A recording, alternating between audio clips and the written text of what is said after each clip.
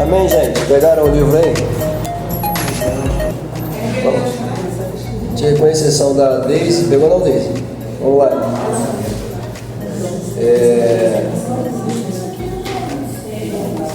Vamos fazer uma oração rapidinho. A gente dá início a essa prévia. Eu vou ser rápido, eu vou ser sucinto, porque eu não quero atrapalhar a mente de vocês. Tá bom? Pedir ao nosso irmão Anderson, né? Que ore ao Senhor. Senhor, meu Deus e meu Pai, agradecemos essa noite por estarmos aqui nessa presença, Pai. Senhor, que o Senhor venha nos abençoar nessa aula, que todo o aprendizado fique retido em nossa mente, Pai, que não só podemos engrandecer a Sua obra, mas também que possamos abençoar e divertir outras pessoas na frente. Agora também nós vamos efetuar a prova, que o Senhor ilumine nossas mentes, que o Senhor abra todo o conhecimento que estudamos e que buscamos. Seja conosco na noite de hoje. Amém. Amém. Sentai-vos. Bom, vocês acabaram de receber agora um livro novo, né? O livro vem falando sobre hermenêutica. E o autor colocou aí pra gente hermenêutica teológica, tá? Dentro do livro ele vai tomar a liberdade de falar sobre tanto da hermenêutica quanto do fator teologia. Ele vai explicar automaticamente o que isso é à luz da Bíblia. Bom, quando a gente chega dentro do livro, somente aqui na introdução, para a gente ter uma ideia, nós temos uma quantidade de assuntos que vai da página de número 8 até a página de número 32, tá? E dentro da matéria nós temos aí tanto a introdução como argumentos contrários à hermenêutica, temos a Bíblia em algumas interpretações, em algumas cabeças, né, lidam como se a Bíblia fosse fácil de se interpretar. E eu até lanço uma pergunta: é fácil? É fácil de interpretar a Bíblia, sim ou não? Eu acho difícil. Então, automaticamente, quem pensa que interpretar a Bíblia é fácil, já está totalmente errado, porque existem textos que são totalmente, quase que impossíveis de serem interpretados. Tanto é que dentro desse conceito de interpretação, até hoje não se sabe de onde veio Melquisedeque, a não ser especulações do assunto. Especulações vai dizer que ele tem uma origem, especulações, mas base bíblica não tem nenhuma para dizer de onde ele veio. Tanto é que a gente encontra literalmente na carta aos Hebreus, quando se fala de Melquisedeque, o autor diz que da mesma forma como ele apareceu, ele também sumiu, não se sabe como.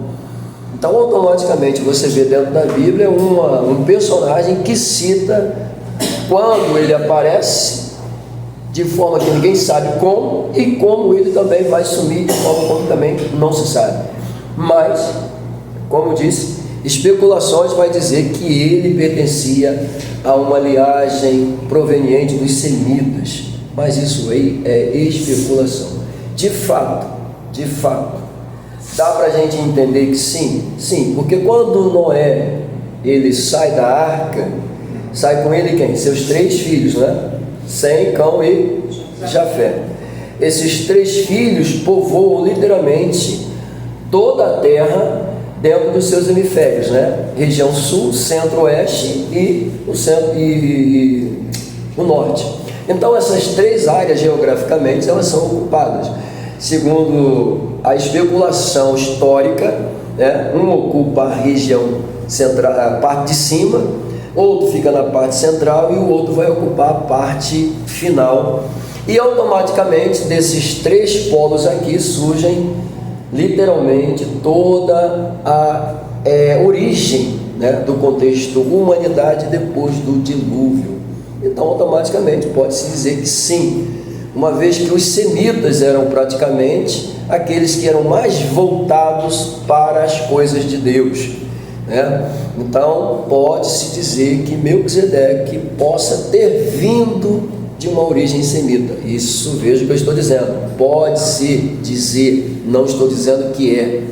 Então é especulação, isso a gente chama de especulação teológica também.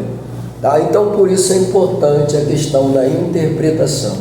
E quem diz que interpretar a Bíblia é fácil já está totalmente equivocado. Não é.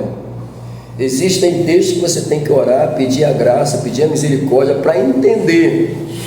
Em compensação, tem outros que realmente parecem ser fáceis de serem interpretados. Entendeu? Mas vamos lá. Aí depois nós temos aí a Bíblia é fácil, tá? Os teólogos que complicam, sim. Aí agora veja o que ele está dizendo. A Bíblia é fácil. Eu continuo perguntando, a Bíblia é fácil? Não. Só que aqui ele está dizendo que os teólogos são quem complicam, sim. Porém, a Bíblia não é fácil e ainda existem teólogos que complicam mais ainda. Esse é o fato. Não é? Ah, pastor, uma prova de algum teólogo que complica. Por exemplo, testemunho de Jeová é o quê? Complicação teológica. Poderíamos citar aqui muitos outros, né? Até mesmo dentro do conceito neopentecostal, nós temos igrejas que interpretam totalmente errado. Sim ou não? Até mesmo a Assembleia de Deus interpretou muita coisa durante muito tempo errado. Ué? Porque, analisa comigo, nós hoje entendemos que calça comprida é calça de homem, não é isso? Foi o que foi ensinado pra gente. Calça comprida é calça de homem, mas existe calça comprida para mulher. E agora? E se você for para dentro da Bíblia, qual era a roupa que eles usavam? Tanto homem quanto mulher, uma túnica. A diferença era o quê? Nos adornos que a mulher tinha e o homem não tinha. Entendeu? Então são muitas coisas que a Bíblia, se você realmente for buscar entendê-la, interpretá-la, você vai obter muita coisa boa e automaticamente você não vai ficar perdido diante das falácias que a gente ouve por aí. Agora imagina um cara chegar ao ponto de tentar marcar a volta de Jesus, já não acontece, remarca, não acontece, remarca. Então fala o seguinte: Jesus não vem, vamos mudar tudo aqui. Isso é o quê? Aí os teólogos que complicam. Sim, precisamos ter muito cuidado com isso.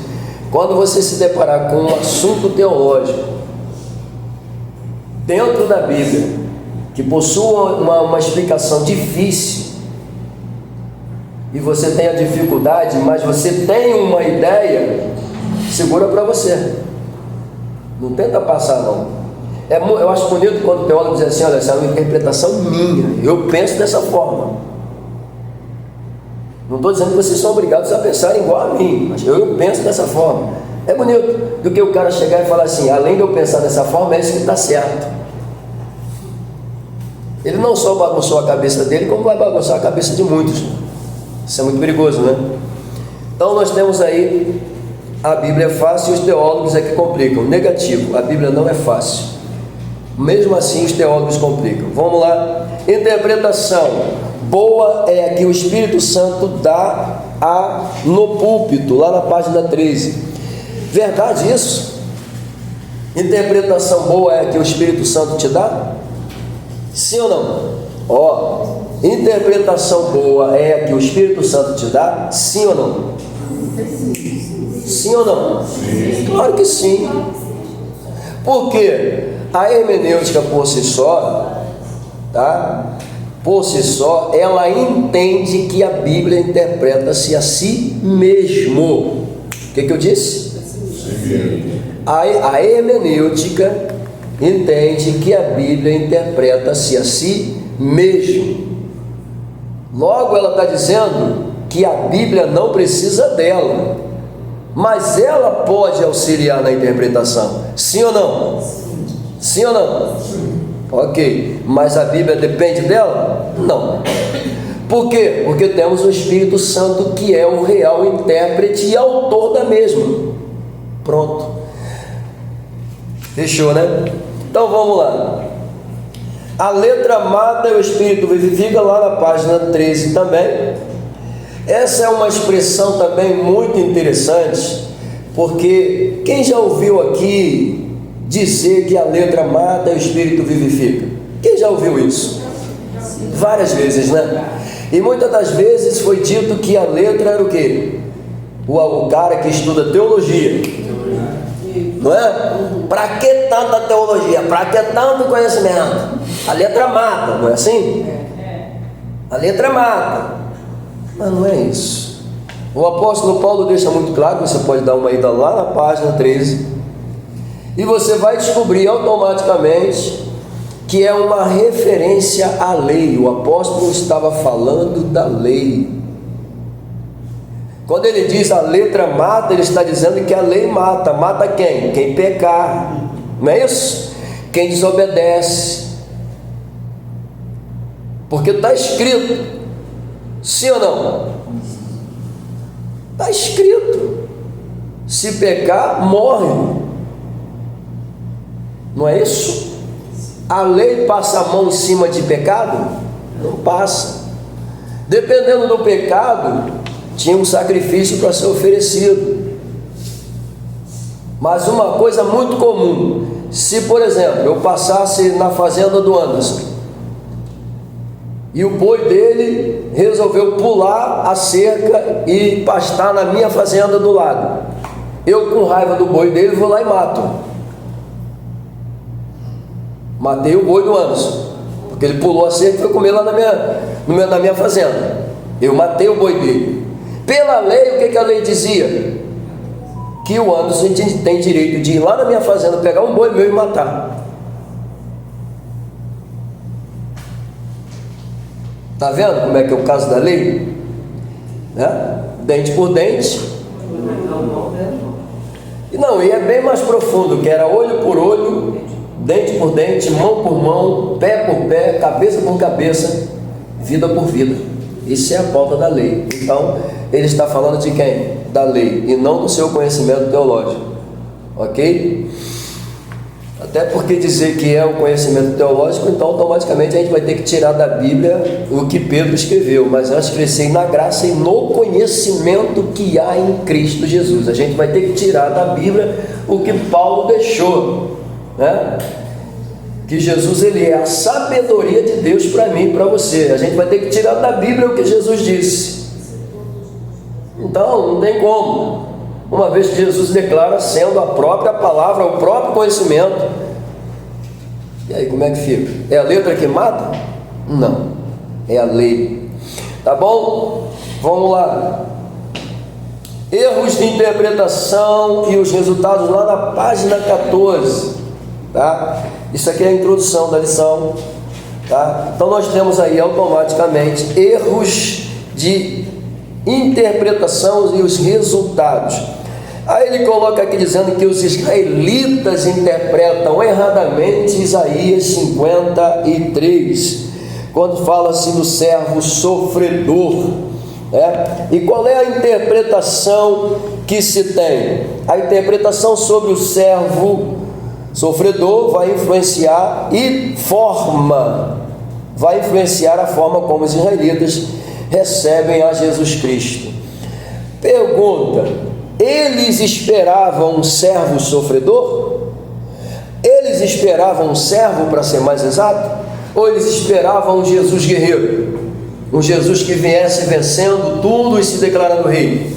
Então a interpretação de Isaías 53 na cabeça deles está errado. Por quê? Eles não esperam um Jesus sofredor, e eles não aceitaram um Jesus sofredor, porque eles queriam um Jesus guerreiro, sendo que o texto, é claro, mostra com toda a propriedade o papel sofredor do servo, sim ou não?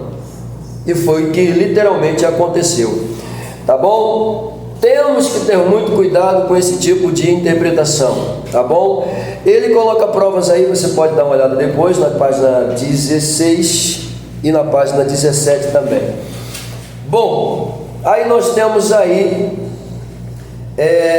Pedro interpreta que Jesus não morreria.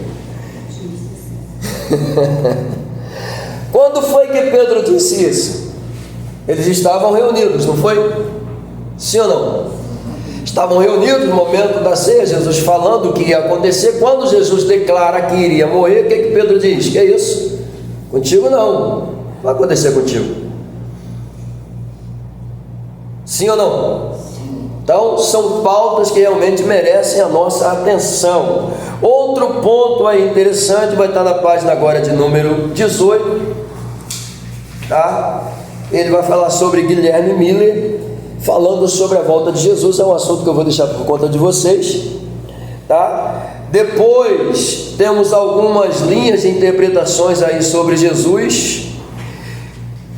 Existia na época já de Paulo, tá, um conceito teológico pautado pelos gnosticistas que tentavam perverter o conceito do ensinamento deixado pelos apóstolos. Esses elementos, eles entraram dentro da igreja dizendo que Jesus não veio em carne, tá? E até hoje esse pensamento perdura na mente desses chamados doutores da gnose, do conhecimento, ok? São pessoas, e a Bíblia é muito clara. Se você se deparar com uma pessoa que diz que Jesus não veio em carne, então você já está diante de um problema. Você já está diante de um problema, já está diante de uma dificuldade, não é? Porque se a pessoa diz que Jesus não veio em carne, automaticamente ele não acredita em Jesus, ele acredita em outro tipo de Jesus, mas o que você acredita que veio, morreu, ele não acredita. Então já é um problema sério. Temos isso? Temos, com toda a propriedade, tá bom? Alguns interpretam não haver ressurreição. Esse é um pensamento que já existia desde o tempo de Jesus, tá? Fariseus, saduceus e tudo que é eus daquela época, tá? Dentre esses grupos de Jesus havia um que não acreditava na ressurreição, e Jesus vai ressuscitar literalmente para que eles vejam, pessoas, para que eles vejam que era possível a ressurreição. E quando Jesus fala da ressurreição e mostra o resultado, não tem como dizer que não exista, né? Amém? Pergunto, quem aqui acredita que a pessoa pode ressuscitar? Quem acredita? Eu acredito, se Jesus quiser, né? Claro. Bom, então, senhores, a hermenêutica, para a gente fechar o pacote aqui, é uma das aulas que eu tenho como muito importante para o conhecimento de vocês, tá? A palavra hermenêutica é a junção, literalmente, tá, do original hermeneuven, tá, que é interpretar. Só que quando a gente pega ela dentro da sua originalidade, a palavra hermeneuve, tá, deriva do mito Hermes. Quem era Hermes no mito? O Deus mensageiro, e ao mesmo tempo o Deus que levava mensagens e interpretações dos deuses para os homens, tá? Só que eu não posso pegar essa figura e colocá-la aqui dentro, porque é uma figura veiculada ao paganismo.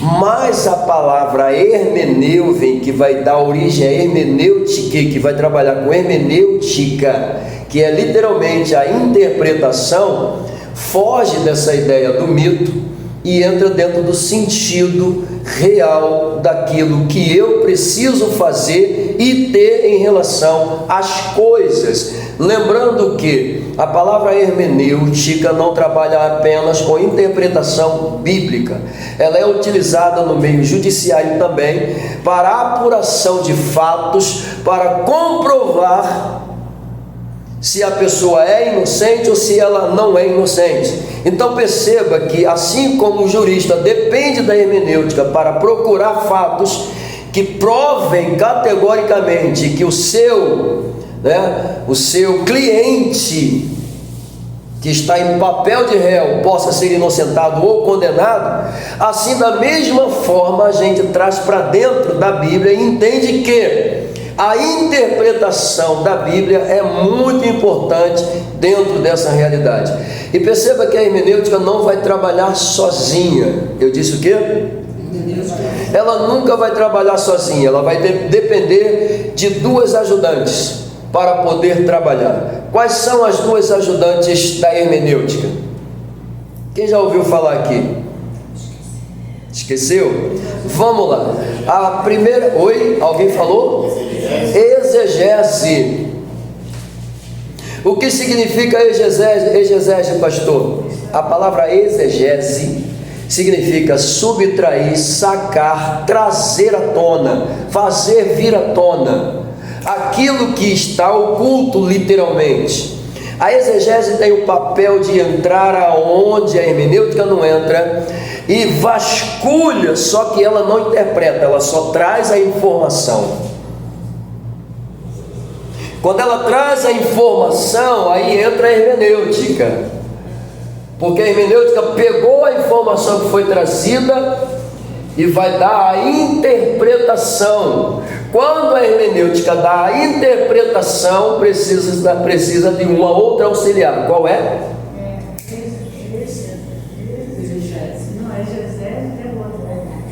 Qual é? Homilética. Então vamos dar uma melhorada nesse aqui. Exegese, sacar, trazer, ok? Aquilo que está oculto. É mais ou menos, vamos dar um exemplo clássico aqui. Você vai lá no caixa do banco, não é isso? Coloca o cartãozinho, digita quanto você quer, né? Bota a senha. Você sabe quanto tem lá dentro? Não. Você sabe quanto você vai sacar, sim ou não? Porque você vai estipular o valor. Mas você sabe quanto de dinheiro tem lá dentro? E quando você vai a ela, você sabe se tem dinheiro lá dentro? Tu vai acreditando que tem. Sim ou não? Sim. Mas a bem da verdade, você não sabe se tem ou não. Mas como você acredita que tem, parece que o fato de você acreditar faz com que literalmente tenha. E tem justamente a quantidade que você precisa. Então você saca o que você precisa. Exegese é isso. Você não sabe, mas você quer sacar. Você não tem ideia do que é, mas você quer cavar. Deu para entender? Bíblia é isso. Bíblia significa que eu tenho que cavar a informação. Eu não tenho que ter aquela interpretação superficial. Eu tenho que cavar a informação. Principalmente quem gosta de pregar, quem gosta de lecionar, quem gosta de dar palestra, tem que cavar, tem que buscar, não tem jeito. A interpretação superficial, essa sim, que a gente acha que é fácil, pelo fato de ser superficial, acaba perdendo muito, mas muito daquilo que o Espírito Santo realmente quer falar com a igreja. E aí o Espírito Santo, que entra como real intérprete, ele força você a cavar a informação. Eu te pergunto, por que ele força você a cavar a informação? Porque é ele quem prescruta as profundezas de Deus. É ele quem te convida a buscar os tesouros escondidos que estão dentro da palavra. Glória a Deus. É ele quem vai trazer para você as informações. Quando você está cavando, usando a exegese, o Espírito Santo está do lado dizendo: vai, filho, é por aí. E aí você traz aquele assunto à tona, rapaz, aí entra a hermenêutica, né? Interpretando o assunto para você, e você fica como? Maravilhado com a interpretação que recebeu. E aí você usa a homilética para aplicar. O que é homilética? O ensino em tom familiar. Amém? A forma como você vai aplicar, a ciência da aplicação é a homilética. Mas o termo mais comum é literalmente o que eu disse, né? O ensino em tom familiar. A homilia, a conversa, é uma troca de informação. Amém? Então, por que eu preciso conhecer essas matérias? Principalmente essa daqui, pastor. Porque eu preciso saber como é que eu vou interpretar a Bíblia. O erro de interpretação errado faz com que eu crie um sistema errado. Tá? Existe a exegese, como nós falamos aqui, e existe a exegese. A exegese é a interpretação pessoal minha, e eu posso dar o sentido que eu quiser. É mais ou menos eu dizer que pedra é pau e pau não é pedra. Pronto, na minha cabeça o pau é pedra, porque é uma interpretação minha. Aí você diz, mas isso aqui é madeira, e eu digo, não é pedra. E quando eu cismo que a madeira é pedra, acabou, meu irmão. Não adianta você dizer para mim que é madeira, que eu não vou acreditar. É o que acontece hoje com os TJs lá vai longe, né? Porque interpretaram errado. Quem é que consegue tirar da cabeça deles que está errado? Só o Espírito Santo. A igreja dos mormons, quem é que consegue tirar da cabeça deles que está errado? Só o Espírito Santo. Muitas das nossas igrejas espalhadas por aí com os ensinamentos tudo errado, bagunçando o coreto, fazendo coisa que não está na Bíblia. Isso é o que? Interpretação errada. Tomando atitudes, realizando coisas e dizendo que é Deus, e Deus não está nem perto disso, está longe disso. Estão conseguindo entender? Tá? Então, só para a gente fechar aqui o pacote, vocês partirem para a prova, logo na primeira página aí, página de número 8, você pode ver com muita calma o significado da palavra hermenêutica. A arte de interpretar textos, ou a ciência de interpretar texto, amém? O que eu disse? Tá? Grego, hermeneu, que significa interpretar, tá? E ele coloca aí a hermenêutica, que trata da interpretação bíblica, chamada de hermenêutica sacra. O termo hermeneu deriva do grego herma ou herme, tá? Hermes, que eram pedras usadas para indicar o caminho. O objetivo da hermenêutica é identificar o verdadeiro significado de um texto, isso segundo o conceito teológico, tá, gente? Isso segundo o conceito teológico, segundo a cabeça do jurista, segundo a cabeça daqueles que usam a palavra hermenêutica para trabalhar com a interpretação. Pode ser um texto bíblico ou pode não ser um texto bíblico. Quem aqui lembra das aulas de língua portuguesa? Interpretação de texto. Chato, né? Quando a professora dizia para você ler e interpreta, meu Deus do céu, era uma dor de cabeça, né? Só que para o crente é fácil. Pastor, depende. Se o crente gostar de ler Bíblia, ele vai ter uma interpretação fácil. Agora, se ele não gostar de ler Bíblia, vai continuar no zero. Vai continuar no zero. Tá bom, gente? Então, temos aqui apenas uma prévia. Semana que vem a gente leva a vera esse assunto, tá? Desejo a vocês aí uma boa prova e que Deus abençoe.